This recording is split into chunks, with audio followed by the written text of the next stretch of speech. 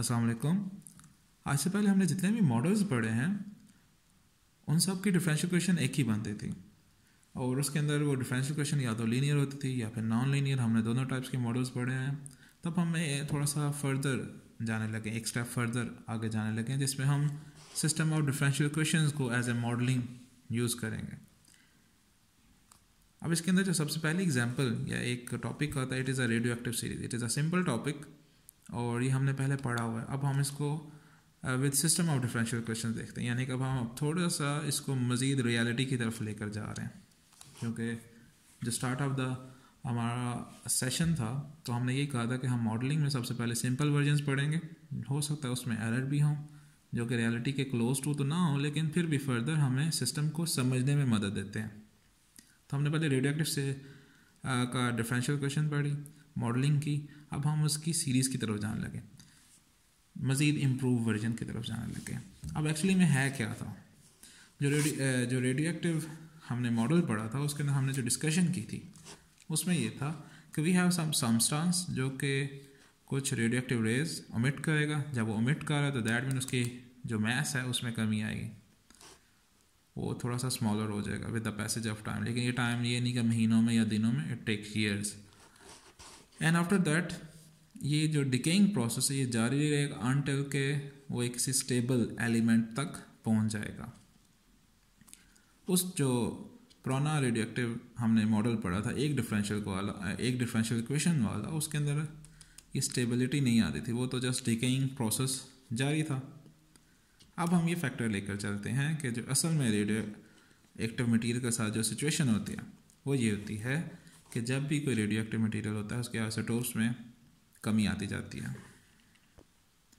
I think we have lose some focus. Okay, तो जब वो उसके रेडियो एक्टिव मटीरियल की वजह से जो कह लें आइसोटोप्स में कमी आती है तो वो एक नया आइसोटोप बनता है। आइसोटोप में कमी से मुराद ये कि उसके अंदर 3 एलिमेंट्स होते हैं एटम के अंदर, इलेक्ट्रॉन, न्यूट्रॉन एंड प्रोटॉन्स। तो जब उसके इलेक्ट्रॉन्स और जो न्यूट्रॉन्स हैं वो मिट होते जाते हैं तो वो किसी दूसरे आइसोटोप में चेंज हो जाता है और इसमें ये प्रोसेस जारी रहता है अनटिल कि वो चेंज होते होते होते किसी एक स्टेबल एलिमेंट में कन्वर्ट हो जाता है जिसमें से मज़ीद रेडियो एक्टिव रेज एमिट नहीं होती। इस तरह ये एक रेडियो एक्टिव सीरीज़ जो है ये सिस्टम यहाँ पर आकर रुक जाता है। इसकी मज़ीद एग्जांपल हम इस तरह लेते हैं कि let's say we have uranium 238, ये हमारे पास है आइसोटोप है। अब ये रेज एमिट करेगा, तो जब ये एमिट करेगा तो after some time due to change in neutrons and electrons ये जो है किस में कन्वर्ट हो जाएगा, थोरियम में, दैट इज़ 234। तो 238 से 234 में कन्वर्ट हो गया। इस तरह ये मज़ीद किसी और में कन्वर्ट होता जाएगा और इसका जो स्टेबल एलिमेंट है, अब यहाँ में 3 डॉट्स लगाने मतलब ये प्रोसेस जारी है, इसमें पता नहीं मज़ीद कितने भी आइसोटोप्स आ सकते हैं। मेन हमारा काम है इसकी मॉडलिंग की तरफ, ना कि एज हम इसे केमिस्ट्री की तरह देखेंगे भाई कौन कौन से आइसोटोप्स बनते हैं। हमने यहाँ पर मॉडलिंग के लिहाज से देखना है। तो that is enough to understand the system के यूरेनियम से थोरियम से आगे तो मज़ीद नेक्स्ट बनेगा। और जो इसका लास्ट होगा जो कि क्या स्टेबल है, it is lead which is denoted by PB और इट इज़ 206। अब ये जो फेज़ है इसमें क्या है कि शुरू में जैसे ही डिकेइंग प्रोसेस शुरू हुआ कुछ एलिमेंट्स थोरियम में चेंज हो गए, कुछ अभी बाकी जो ज़्यादा पोर्शन है वो यूरेनियम में मौजूद है। तो मतलब इस सिस्टम में क्या हुआ कि यहाँ से डिकेइंग प्रोसेस शुरू हुआ, यहाँ पर कुछ में थोरियम तो बन गया है, उसमें से डिके भी होना शुरू हो जाएगा और इधर से इनपुट भी आती जाएगी। यानी कि यूरेनियम से आइसोटोप्स ये मतलब समझाने का मतलब ये है कि ये नहीं होगा कि आफ्टर सम टाइम एकदम ही यूरेनियम पूरे का पूरा थोरियम में चेंज हो जाए और फिर थोरियम एकदम पूरे का पूरा चेंज। ये it take process, it take time, ये आहिस्ता आहिस्ता ये एटम वाइज होता है। यानी कि पूरे का पूरा 1 किलो नहीं चेंज हो जाएगा, लेट्स से उसमें से 1 ग्राम या 5 ग्राम चेंज हो गया, वो 5 ग्राम थोरियम यहाँ पर हमारे पास मौजूद है। अब इधर से मज़ीद डिकेइंग प्रोसेस की वजह से यहाँ पर कुछ 1 ग्राम्स मज़ीद आता जा रहा है और इधर से भी इसका कोई डिकेइंग प्रोसेस शुरू है, लेट्स से 1 या 2 ग्राम्स इधर जब नेक्स्ट जो भी इधर एलिमेंट लेट्स से X में कन्वर्ट होता जा रहा है। तो जो सेंटर वाले एलिमेंट्स हैं इनमें इनपुट भी आती जाएगी, मज़ीद नए एलिमेंट्स भी बनते जाएंगे और ये आगे से डिके हो गए अगले एलिमेंट्स भी बनाते जाएंगे। एंड सो ऑन अनटिल कि हमारे पास जो स्टेबल एलिमेंट है यहाँ से इसमें इनपुट आती जाएगी, लेकिन आगे ये डिके नहीं होगा तो ये यहाँ पर जमा होता जाएगा। इसमें ये वाला पॉइंट समझना बहुत ज़रूरी है। अगर हमें ये पॉइंट समझ आ गया कि ये एकदम कन्वर्जन नहीं होती, step by step atom by atom होती है, तो फिर हम इसकी डिफरेंशियल इक्वेशन बनाने में कोई मसला नहीं होता। तो लेट्स से इसकी एक एग्जांपल ले लेते हैं कि we have an element, radioactive element X, जो कि कन्वर्ट हो रहा है in Y and which will be convert into stable element that is Z. तो Z is stable element। आप यही समझ लें कि X जो है वो यूरेनियम है, Y जो है थोरियम है और Z जो है वो लेड है। समझने में एग्जांपल में क्या है। अब हमने इसकी बनानी है डिफरेंशियल इक्वेशन। अब सबसे पहले इसका कोई ना कोई डिकेइंग रेट भी होगा, जिस तरह हम प्रीवियस इक्वेशन में K की वैल्यू फाइंड आउट करते थे, तो यहाँ पर भी हमें K की वैल्यूज़ गिवन होगी। इन क्वेश्चन में सपोज किया हुआ है कि let the constant is K1 is equal to minus lambda 1 and K2 Y के लिहाज से वो K2 कहलाएगा, तो that will be minus lambda 2। तो इनकी डिफरेंशियल इक्वेशंस क्या होंगी कि rate in change in X, ये जस्ट मैंने आपको बताने के लिए लिखा है, जो कि आपकी बुक में लिखा तो आपको कन्फ्यूजन ना हो। तो हम एलिमेंट बाय एलिमेंट इसकी डिफरेंशियल इक्वेशंस बनाएंगे। The first step is for X, तो rate in change of X with respect to time is equal to minus constant of proportionality. हमने K की बजाय लैम्डा यूज़ कर लिया ताकि सिस्टम ऑफ इक्वेशंस के लिए हम लैम्डा यूज़ करें। जब हमारे पास सिंगल इक्वेशन होती है तो हम K यूज़ करते हैं, तो थोड़ा सा डिफरेंस हो जाए, nothing else. Constant of proportionality and X, where initial कुछ ना कुछ हमारे पास मौजूद है, xt is equal to 0 is x now। तो this is your first differential equation। अब हमने बनानी है सेकेंड एलिमेंट के लिए। तो second element is dy over dt that is equal to, अब जैसे मैंने आपको यहाँ पर बताया था कि एकदम ये टोटल चेंज नहीं हो जाता, इसमें से कुछ एलिमेंट्स इधर चेंज होंगे और ये फेज जारी रहेगा। और साथ ही थोरियम चूँकि खुद भी रेडियो एक्टिव मटीरियल है, तो ये जो थोड़े बहुत एलिमेंट्स इधर बने होंगे वो कॉन्स्टेंटली वो भी डिके होना शुरू हो जाएंगे। तो ये इनपुट एंड डिके आउटपुट दोनों सिस्टम जारी रहेगा। तो सबसे पहले इसमें इनपुट कौन सी आ रही है, जो इधर से डिके हो रहे हैं फर्स्ट प्रोसेस से, वो यहीं आके थोरियम के एलिमेंट्स बन रहे हैं। तो रेट जो होगा it will B input minus output, जो खुद वो डिकेइंग प्रोसेस की वजह से एग्जिट कर रहे हैं, दैट इज लैम्डा 2 माइनस पहले मैंने लगा दिया डिके के लिए, तो लैम्डा 2 और साथ जो है y। तो जो सेकंड इक्वेशन है जिसमें इनपुट और आउटपुट दोनों हो रहे हैं, इधर आपने थोड़ा सा बनाते हुए ध्यान रखना है।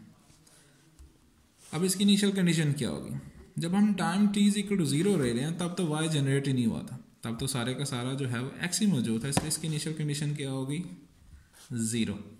क्योंकि जब हमने एक्सपेरिमेंट स्टार्ट किया तब y तो वजूद में है ही नहीं था, इसलिए इसकी इनिशियल कंडीशन क्या होगी 0। अगर आपको ये चीज़ समझ आ गई है तो तब फिर आपको कोई मसला नहीं बनता कि अगर हम यहाँ पर मज़ीद 2-3 एलिमेंट और ऐड कर लें।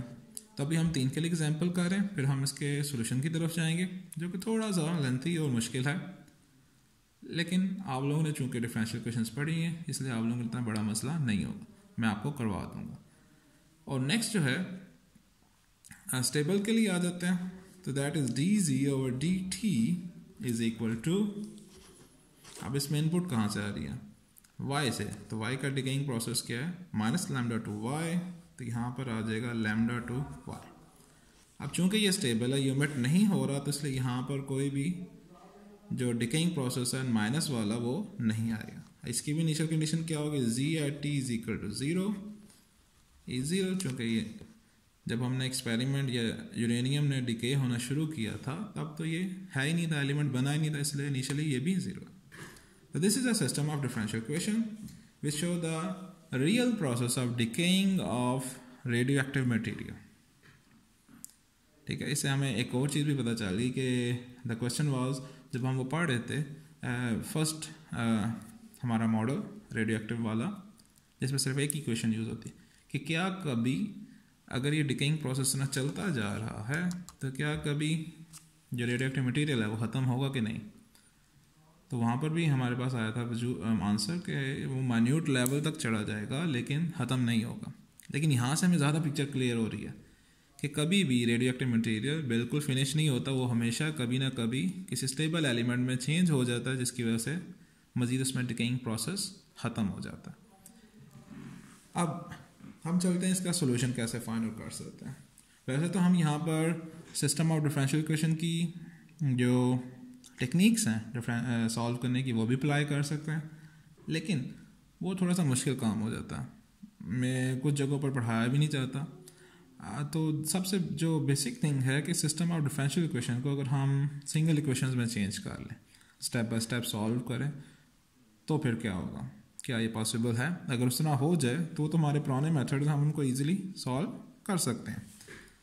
तो यहाँ पर मैं आपको इसका जनरल सोल्यूशन करके दिखाता हूँ, होप सो आपको समझ आ जाएगी। नेक्स्ट फिर यहाँ से हमें पता चलेगा कि वाई वी नीड सॉफ्टवेयर्स, कि जब एक सिंपल सी चीज़ को भी करने के लिए इतना लेंथी प्रोसेस चाहिए तो इसलिए फिर हमने मैटलैब जो सॉफ्टवेयर है उसको बनाया गया है, या मैथमेटिका या मैपल, जिनको हम यूज़ करके इन चीज़ों को सॉल्व कर सकते हैं। हमारा मेन काम क्या है? इन डिफरेंशियल इक्वेशंस को बनाना। सॉल्व करने के लिए हमने सॉफ्टवेयर्स रखे हैं, हमें इसना पुराने एनालिटिकल मेथड्स पर जाने की ज़रूरत नहीं है। तो इसका तरीका ये है, इनको नाम दे लें, let's say A, B and C। तो we will solve A first. तो we have x derivative minus lambda 1 x। हमें इसका सोल्यूशन डायरेक्ट ही आता है कि व्हाट इज़ द सोल्यूशन। मैं इसको थोड़ा सा इस तरह सॉल्व कर रहा हूँ ताकि ज़्यादा से ज़्यादा जो है हमें पेजेस ना भरने पड़े और एक ही जगह पर हमें सारा मटेरियल नज़र आ जाए। तो ये जो कि हमने डिफरेंशियल इक्वेशन सॉल्व की हुई हैं, this is a small x। आप कंफ्यूज ना हो जाए जी, कैपिटल X लिखा हुआ है, द स्मॉल है, these are two variables, this one was the small. तो x of t is equal to x naught e की पावर माइनस लैम्डा 1 t। तो दिस इज आवर सोल्यूशन। अब नेक्स्ट हमने क्या करना, our second differential equation b is dy over dt lambda 1 x की जगह पर, चूंकि अब हमारे पास सोल्यूशन आ गया तो आप x की वैल्यू इधर पुट कर सकते हैं, x नॉट e की power minus lambda 1 t minus lambda 2 y। अब ये थोड़ा सा सेपरेशन से तो नहीं सॉल्व होगा, तो you have to find the integrating factor. अब ये उस मेथड से सॉल्व होगा। तो सबसे पहले इसको थोड़ा सा एक शेप में लें, that is y prime plus lambda 2y is equal to lambda 1 x naught minus lambda 1 t, and our integration factor is e की power lambda 2 t।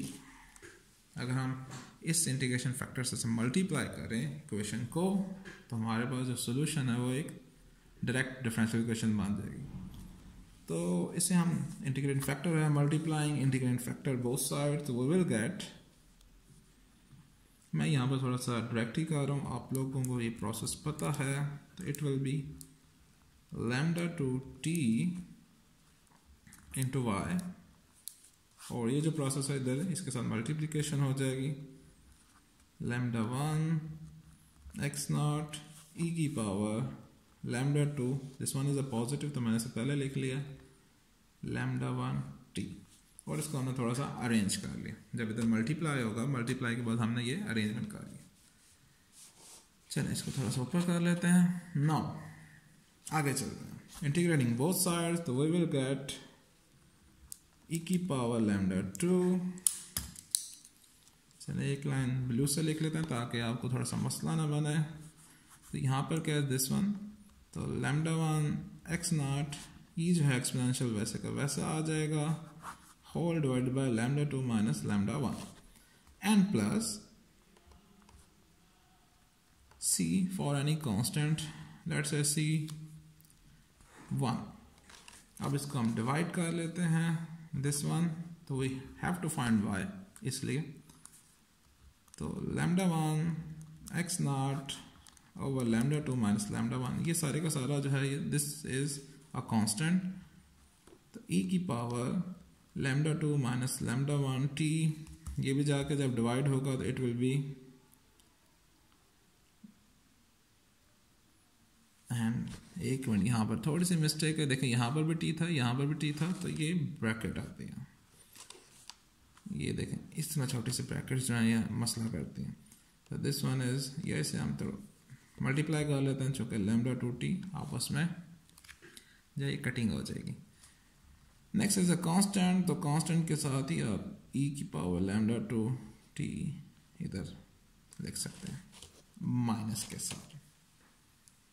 Okay, so what is next, आगे क्या करना है, थोड़ी बहुत simplifications करनी है, जैसे this lambda 2 can be cancelled by this one, और आगे जो है we have to find c1 की वैल्यू फाइंड आउट करनी है, तो we apply initial condition y of 0 is equal to 0, तो व्हाट विल गेट, यहाँ पर तो t है तो दिस विल बी 1, तो c1 विल बी, ये सारा का सारा इधर आ जाएगा, minus lambda 1 x naught over lambda 2 minus lambda 1, this whole part minus के साथ, और यहाँ पर भी चूंकि t की जगह 0 हो गया तो इट इज़ 1। ये आप थोड़ा सा आराम से बैठ के कैलकुलेशन करेंगे तो you will get this answer.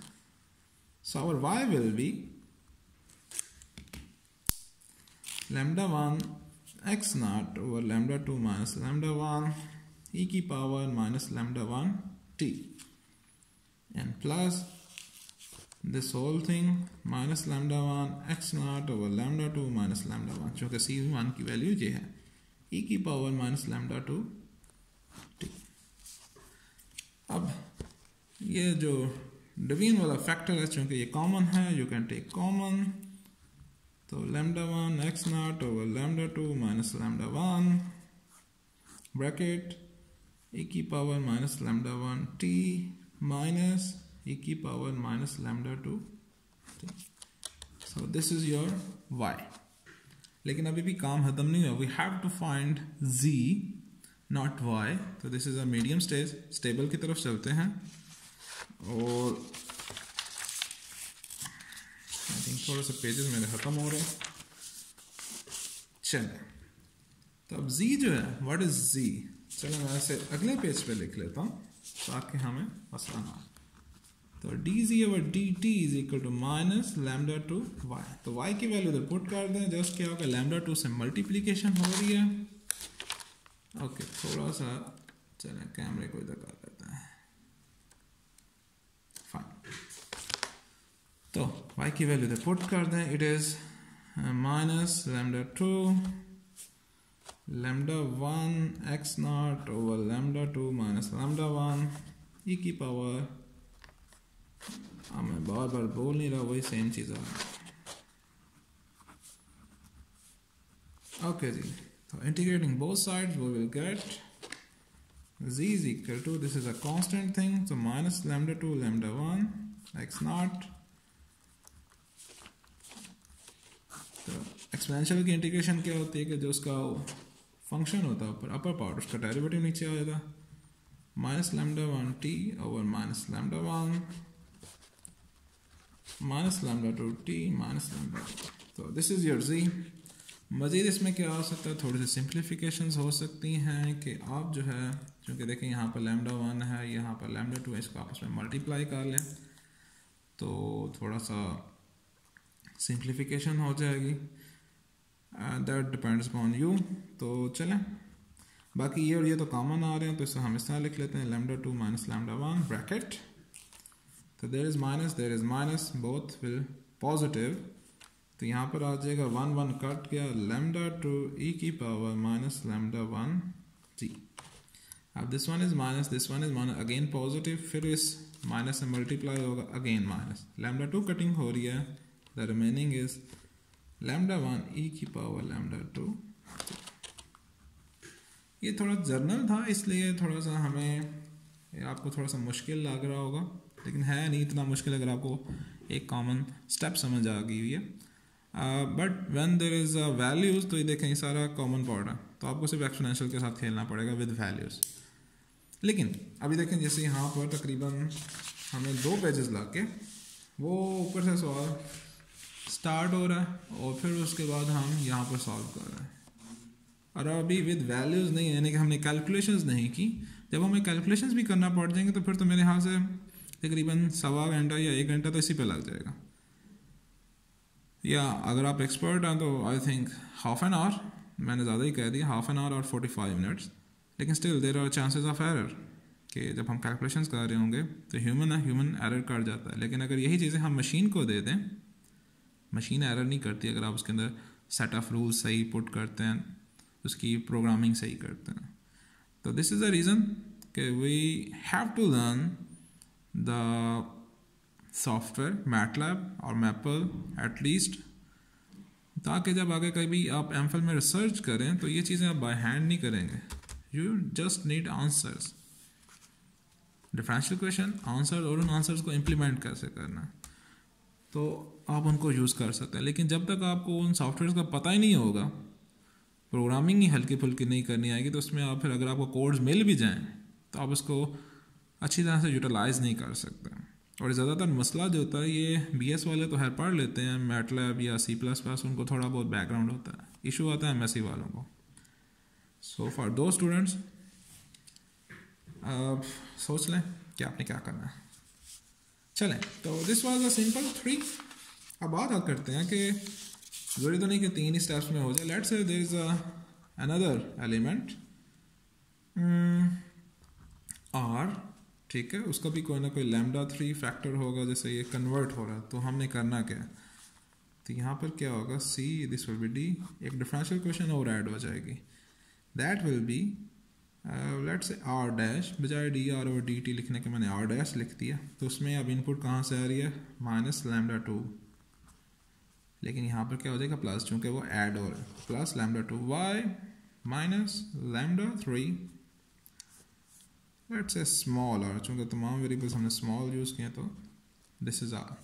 और फिर जो स्टेबल वाला होगा उसके अंदर क्या चीज़ करना है, चेंजेस आ जाएंगी λ3 एंड दिस r। इसमें बेसिकली तो 5 एलिमेंट्स आ जाएं तो उनकी डिफरेंशियल क्वेश्चन लिखना है, एटलीस्ट इसमें कोई मसला नहीं होगा। और initial condition that will B 0, जिसमें हमेशा फर्स्ट एलिमेंट ही मौजूद होता है, बाकी तमाम तो बाद में बनते हैं, इसलिए at the time t = 0 no one once present. Hope so आपको ये लेक्चर समझ आ गया होगा। डेरिवेशन जो सिंपल सोल्यूशन था वो भी ईजी था। Still if there is any confusion you can ask, most welcome. Till then, अल्लाह हाफिज़।